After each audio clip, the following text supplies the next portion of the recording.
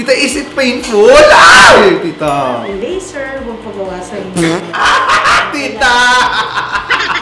Actually, tita, ano ako, dati akong keloid na tinubuan ng mukha. Charos!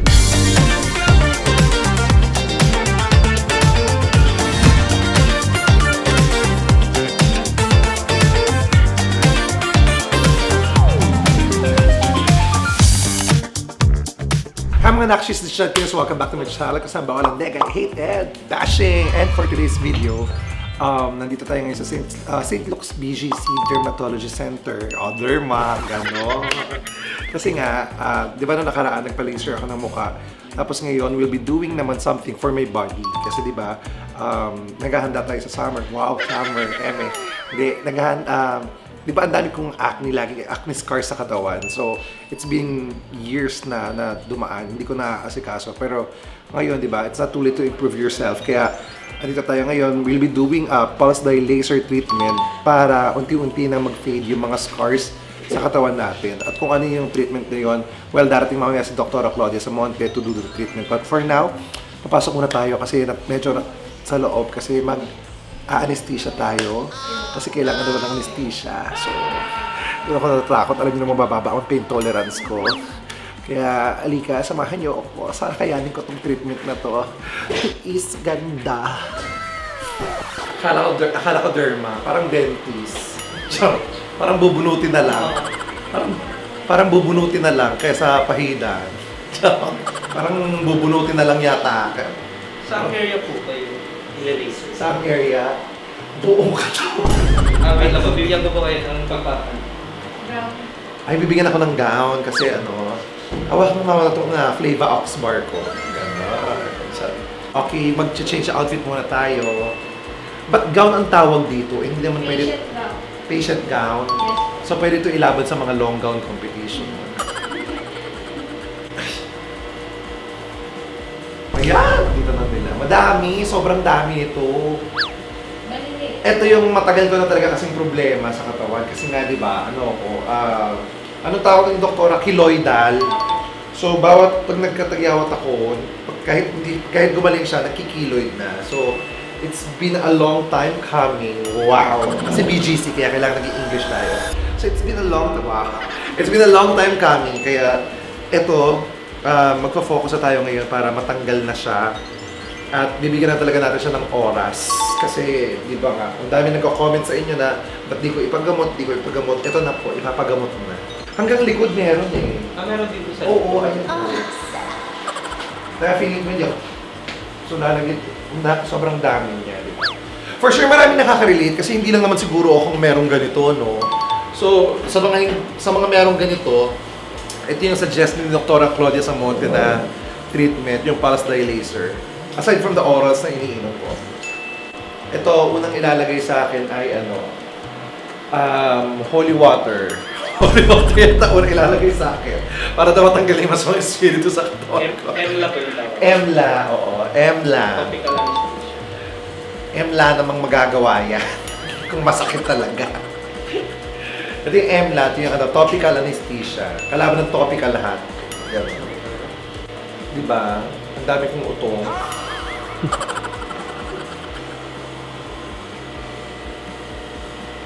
Masakit ba ito, pulse dye? Yung pakiramdam ko is parang pinipitik. Parang pinipitik. Splash. Talaga. Mainit. Hindi naman po. So itong pinahid sa akin, mayonnaise. Para pampalasa.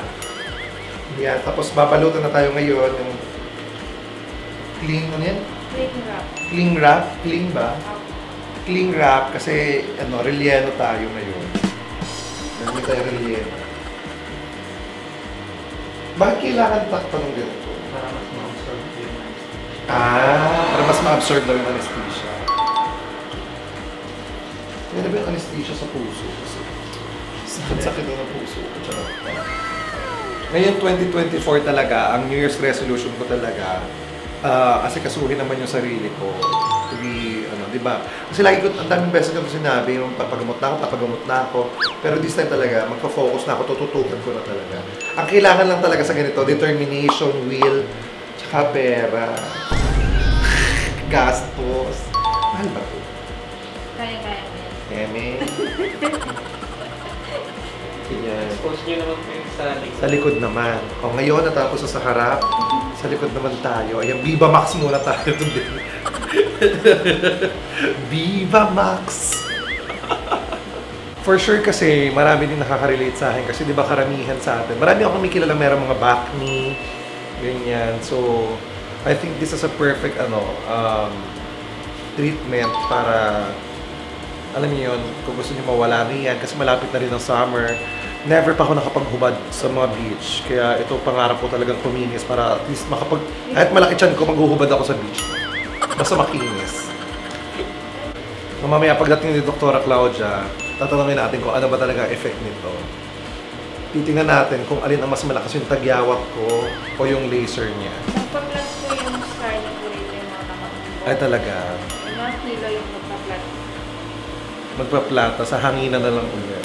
Di ba yung sa'yo may... Hindi mo ba sa braso?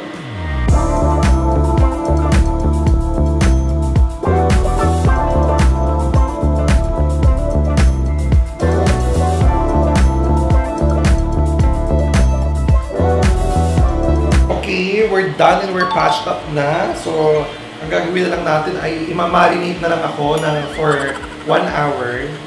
Isang oras, di ba? Oo, imamarinate tayo ng 1 hour para mas malasa. Tapos antayin na lang natin sa doktora. So, see you later, mga nakshis. Papainumin tayo ng gamot. For ano to? The pain ko. For pain daw. Ako kasi mababa ang pain tolerance ko. Pero sabi naman ni, pag mataas ang pain tolerance mo, hindi kailangan ito. Kasi sobrang baba ng pain tolerance ko. Anong tubig to? Unleaded? Nawasa. Nawasa. Nag-lock talaga sa akin. Isa sa mga dahilan kung bakit di po ako nakakapagpa-treatment before, hindi po dahil sa wala ako sa oras, kundi dahil takot po ako. Kasi sobrang baba ng pain tolerance ko. Konting kurot, konting injection, talagang naiiyak ako. Sabihin nyo ng OA ako, pero may kanya-kanya tayong kinatatakutan. At takot-takot ako sa height, sa mga injection, sa sakit. Pero ngayon po, hinaharap ko, ayoko kasi nung nasasaktan. Ayoko kasi sa pakiramdam yung nasasaktan ako eh. Kasi lagi na lang ako masasaktan. Kaya ayoko talaga. Pero ngayon kahit masaktan ako, titiisin ko na lang para sa ikagaganda, para sa kinabukasan. Kaya, ayun, tiis tayo. Tiis. Ay, okay. So, ito na tayo. Andito na si Dr. Claudia sa Monte. Yes. Ay, meron siyang clinic sa sa...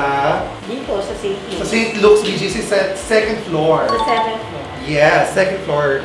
So just look for Tita Claudia. Yeah, and then we Dr. Claudia Samonte. Tita siya ni MC.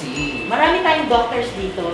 Yes. So, anytime kailangan ng patients yung safe procedures, they can just contact the hospital. Okay, yun. So may St. Luke's BGC, pero dito yata meron pulse dilation. Yes, yung pulse line natin is in St. Luke's BGC. This is for what? This is intended for your scar. So, yung keloid, kasi Chad, whenever he gets an acne na cystic, nagiging keloid, especially for the chest, because ang content ng ating collagen sa chest is type 4 collagen.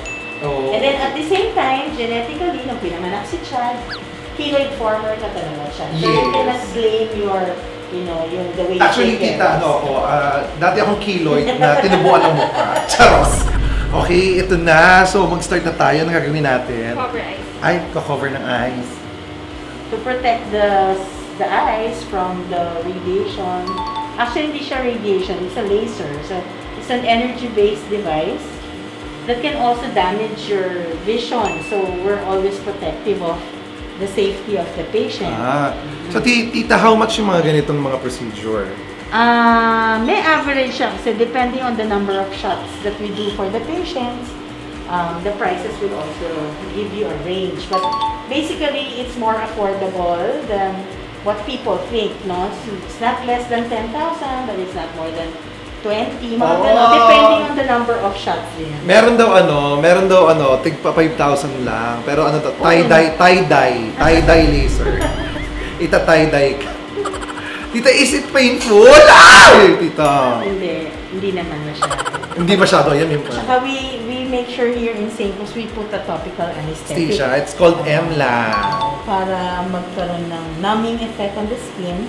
So So when we do our lasers, it's not going to be very painful, medyo comfortable. So ito tita, mabubura yung, hindi mo mabubura. Magpa-flatten. Ipa-flatten yung mga ano, yeah. tapos tsaka unti-unti mag-fade, gano'n. And then the lasers actually, this pulse dye laser, ang intention natin is to prevent the recurrence. So we don't like the lesions very red and looks irritated. Eh, yun ang character ng keloid. Mapula, nakaumbok, may claw-like projection siya. So the others are actually hypertrophic scars. Hindi pa siya keloid na full-blown. So to help it from coming back, not to avoid it from coming back, we will do the lasers. Okay. So ready na kami ng nurse namin. Alin na mas ano, yung erbium o ito, mas hindi masakit? Halos pareho lang. Mas masakit siguro ng konti sa erbium kasi may parang burning effect siya. Although it's not an ablative procedure. This one, parang pinipitik ka lang ng rubber band. Okay. Okay, ang target niya will be the blood vessels na maliliit na nagsusupply doon sa keloid. Okay. So we're ready to do it. Okay. Nakakalibrate na yung machine natin. Bear with me kasi mababa talaga pain tolerance ko. Okay, bawal sumigaw kasi may mga pasyente sa labas. Baka ayaw na nila pumasok. So ready, Chad? 1, 2, 3. Yun lang. Ay, okay. So, kaya-kaya, di ba? Aray.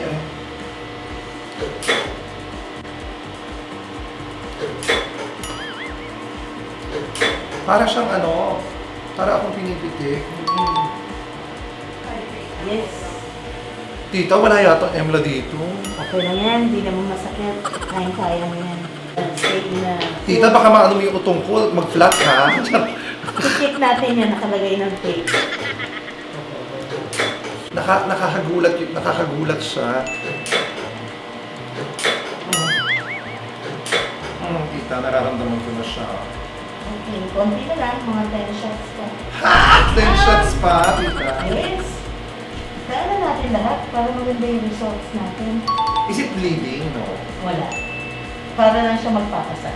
Para siya mga bruising na walang dugo. Paano tita, gano'ng katagal yung downtime mo? Wala, mga 3 to 5 days na ho. Then makikita mo na yung effect?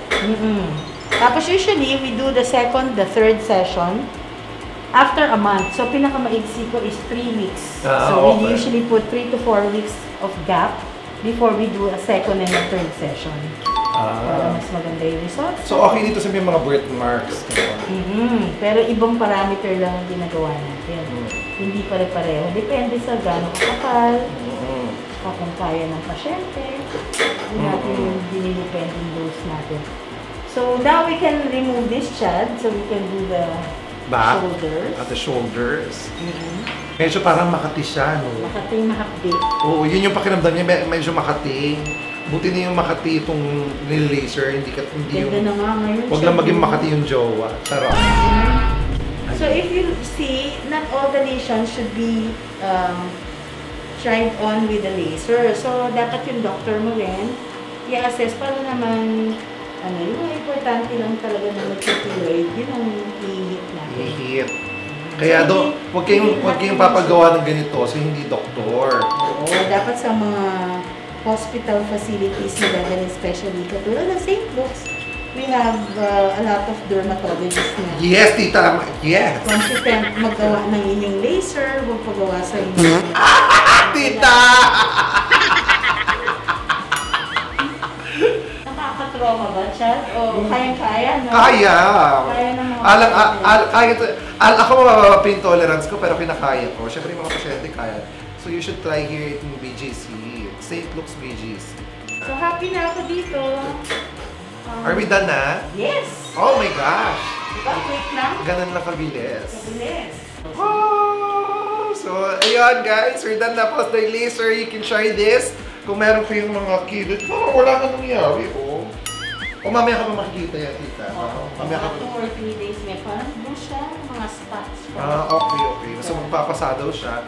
So, ayun yung pulse dye laser natin. So, you can try this kung meron kayong mga acne scars or may mga ganito rin kayo sa likod, kung sino man siya. You can just call St. Luke's BGC and look for Tita Claudia sa Monte. And we have other doctors here too, ng bonggang-bongga, di ba? Thank you, Tita. Okay. Alam mo, this is tolerable para sa akin. Sana ganito lang lagi. Makikita tayo in 3 weeks to 4 weeks. Yes. So, I will put you on schedule again. Okay. Para So we'll be having 3 hindi tayo sessions. maubusan ng slot kasi marami nagpapagawa dito. Ay, okay. So 3 sessions to. Tapusin natin to. Tiis ganda. 2024, gaganda tayo. Let's go. Balikan ko kayo pag nakabihis na ako. Okay, so nilagyan na natin siya ng beta and cream. Mamaya daw magpapasa to ng palong-palo. So ano nilagyan natin? Beta and cream. So para siya antibiotic para hindi mamaga ng mamaga. Tapos, may pinainom din na gamot sa akin para mawala yung pangangati. Kasi ang ano niya, yung reaction niya sa katawan pala, para ka nakangati. Parang medyo makati na gusto mong kamutin. Pero, bawal siyang kamutin, guys.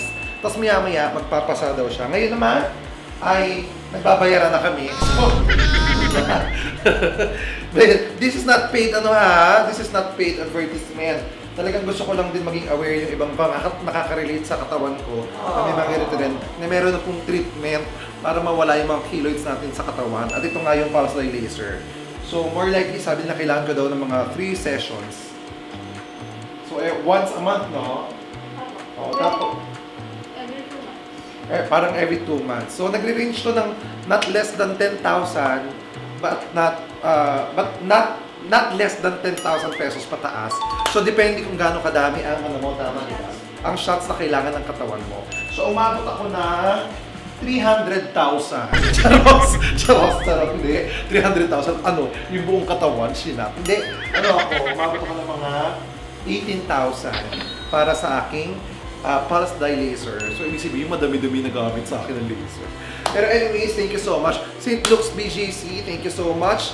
And tawag lang kayo dito kung gusto nyo magpagamot ng mga ganito nyo sa katawan, keloids and everything like that. Dito lang sa Dermatologist Center, tawag nyo lang, hanapin nyo si Dr. Claudio Samonta or other doctors ng Derm Clinic dito sa St. Luke's BGC. Once again, mga Nakshi, ito na po ang ating road to ganda. Tiis-tiis lang, kaya natin to. 2024, I promise you and I promise to myself, gaganda din tayo. Kaya naman mga Nakshis, don't forget to like, share, and subscribe, and hit the notification bell, and don't forget to love each other for no reason at all. Bye guys!